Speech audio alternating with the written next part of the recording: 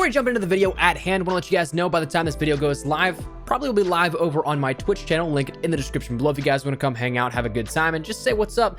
We'll be over there, but of course, as we get closer to Modern Warfare and after the launch of the game especially, we'll be trying to ramp up the streaming efforts here, so we're trying to use that platform a little more actively. But if you guys want to come hang out, have a good time, whatever it may be, check it out. We'd love to see you there. While the Modern Warfare beta has been finished now for a little bit of time now at this point, there's still a little bit to talk about before we jump into what is going to be the ramp up for the launch content and everything that's going to be happening over the next couple of weeks. And one thing that happened today was a little bit of an update on the side of, well, the game itself, the networking and the core functionality of the game. For those guys that played the beta, you may have found that you had some scenarios where it wasn't the best connection, whereas it seemed like you were dying instantaneously, but other players were just completely eating whatever shots you put into them.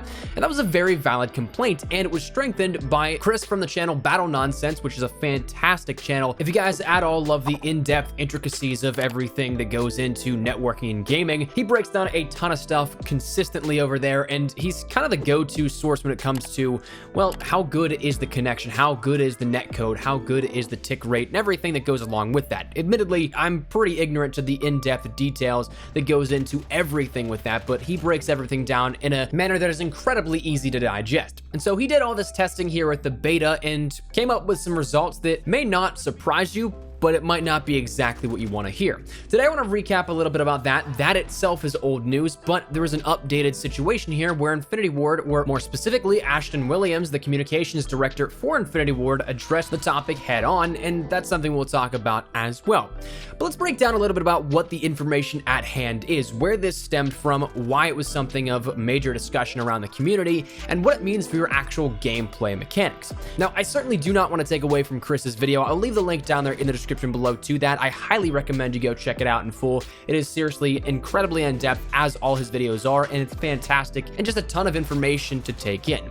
The key points though that we learned here out of this, well, some were good, some were bad. Some of that stuff including the fact that we had all dedicated servers within the beta. There were no listen servers, there certainly were no peer-to-peer servers, and so therefore you had a more so stable connection the entire way around. It wasn't anything as variable as the other two, listen or peer-to-peer, would offer at those points. So dedicated servers is definitely something that we love to see, and hopefully that transfers over and stays like that into the full launch of the game. Another good thing here was that in your standard game modes like TDM, Cyber Attack, Domination, the 6v6 and 10v10 modes, all the servers had a 62 Hz refresh rate, which is a standard. That's something that is definitely good and where you want to see. So that shouldn't cause any alarms, set off any red flags or anything like that. But it ends up coming down to a couple of things though that were bad. We'll get to the server stuff in just a second, but also interesting here out of this that we learned was that ping values that were showcased on PC actually weren't accurate to what was listed in-game. You'd end up having a significantly lower ping in-game being showcased than what you actually did. That's something that's a curious little error, and we don't really have any explanation as to why, other than, well, it's just off. The values don't showcase properly. That's probably an easy fix is my guess, but again, ignorant to the entire technical side of all that kind of stuff. One other bad thing though was that VoiceOver uses peer-to-peer connections, meaning that you can totally pull somebody's IP in-game, which of course is not good. Even if you were to turn off the voice chat functionality, your IP would still showcase as well.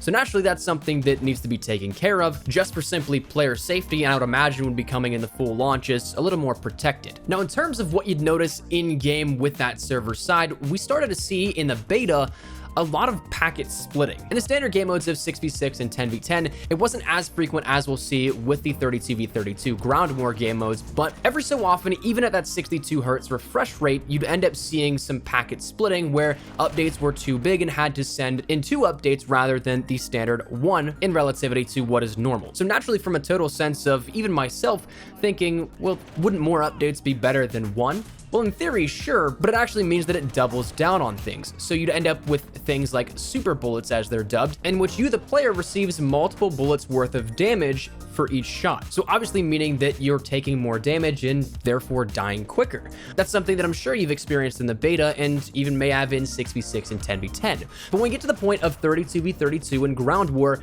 this is where the entire system almost collapses. And I say that in a sense where it's still playable, but it's not where it should be by any means, really. And so expanding on that, servers end up actually running at only 24 hertz, which is where we were with Black Ops 4 at launch. And if you guys remember that entire uproar, that wasn't anything that was enjoyable or even half playable at times. And additionally, with that 24 hertz server being way less than that refresh rate compared to standard core game modes, the packet splitting is way more common. So therefore, you'd end up seeing a lot more of those super bullets. But what it also comes down to outside of that, not just simply that tick rate, because that's not everything in the grand scheme of networking. Tick rate is a good measure, sure, but it's not definitive as to why the game may feel off to you.